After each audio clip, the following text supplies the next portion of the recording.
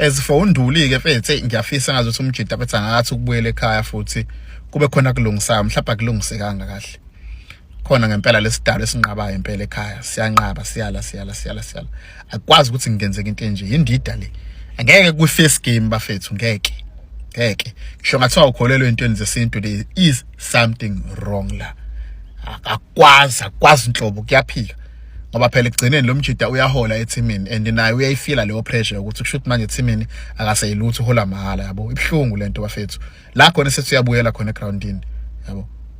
But that tackle on Sihle Nduli, I hope you have a speedy recovery. The ref, I don't know how the ref just gave a yellow. That was a straight red card.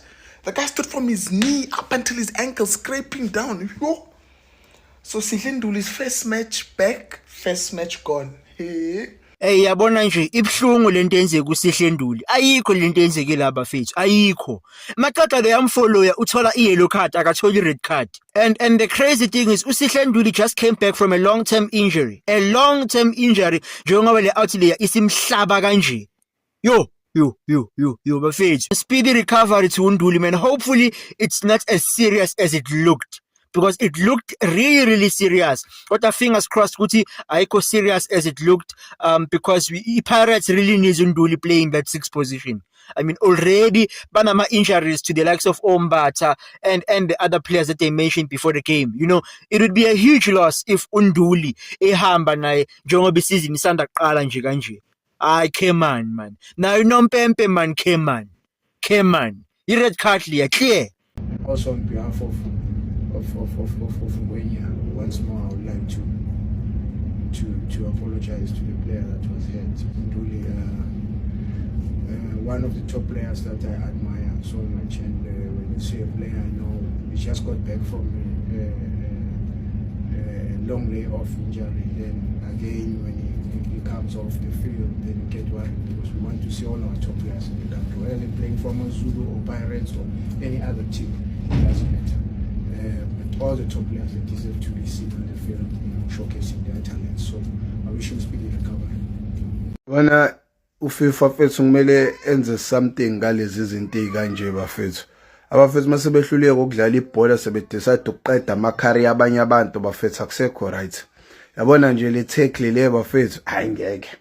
FIFA needs to do something kumele abeke ilo entsha mayelana nalezi zinto ezikanje because lo mjidi umubona ukuthi la uma engaqondile ibhola le tackle le sibiza ngecareer ending bafethu yabo uzoqeda kusasa lo mjida ezibuyela kuyilong injury umphini even uAtazwana ucoach wamaZulu uze wambiza lesi silime soNgwenya wamdiscipline uthi ayibafi ubhetile nje lento yenzile ubuhlathi nje lento yenzile bafethu yabo so into ekanje bafethu ziyacasula bafethu no ref bala emsawa ba mahlathi to a point ukuthi la kumele kube straight red card uzomhlaba ngelo card ngisho kuthiwa like defend ukuthi iPirates inganishayi but manje kusho ukuthi leyo nto kumele uend up usilimaza abadlali suqeda icareer yabadlali because lo mjida angenzeka phela futhi ukuphinda shawe ngelong injury season yonke lesi silime soNgwenya bafethu ngeke bafethu lento le ifana nale buphukuphuko benza ubongani Zungu ku Bernard Park bafethu wrong lento le bafethu yabo nje lezi zinto ezikanje bafethu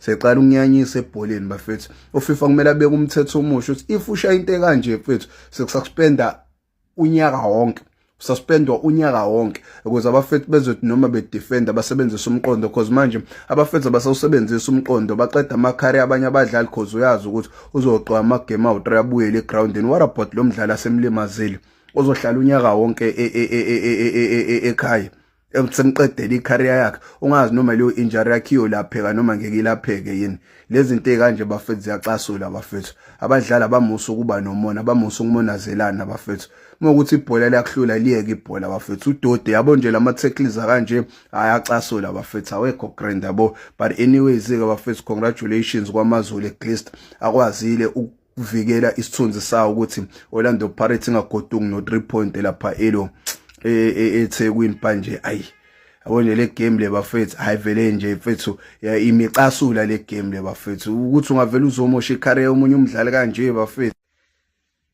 hey bafethu hey ngiyakubona we-game bafethu awu kodwa ngumgqilazi igqile iqhimuze madoda ngiyakhala mfethu ngale ndoda we yabona mfethu uma kuthi umuntu unamanzi amnyama mfethu kusuke kushiwo into enje asithembe nje mfethu i-ankle sprain kuphela mfethu liyana yabona kodwa nokudlala iwet nje mfethu ibhola ngilazi kahle yabona uma iwet nje kubanda kunemvula iground linje yo mfethu wengumgqilazi bafethu ebuya nje mfethu ebuya nje umjitha kade ekhala kangaka simbuka kwi-Bucks camp mfethu ebuya nje ekhaya lethi mfethu la kwangathi sekuyalunga khona mfethu wavela walimala efika nje kwi-Pirates and a good start mfethu efika kwi-Pirates walimala mfethu bekhala umjitha wahamba ngeinduku isizini yonke mfethu wangadlala mfethu ngenxa yenjalo uyabuya manje first start mfethu of this season useyalimala mfethu. That was a straight red card mfethu. That challenge was too late and ibiphezulu kakhulu. Ibingekho phansi because ukuba ibiphansi lo muntu bezomgxoba unyawo. Hayi ukuthi avela amgxobe umlenze straight kanje uzotsheke ngale yandlela mfethu. Umgqilazi igqila madoda.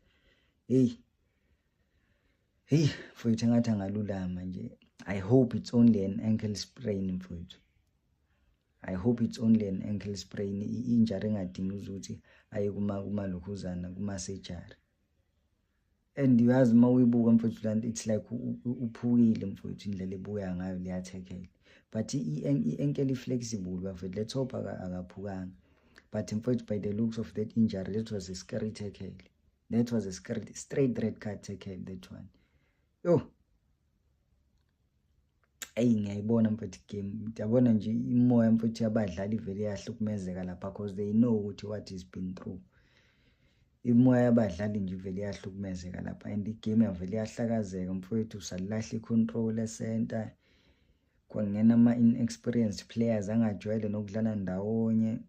Kwayiwona kufanele abe responsible ukuthi ahlanganisile lokhuzana ishape neformation yesisu laphana. Yabo and ulokhuzana umokobodi noma ubani, he doesn't have a sense of agency. It's like he's playing alone mfethu lapha center.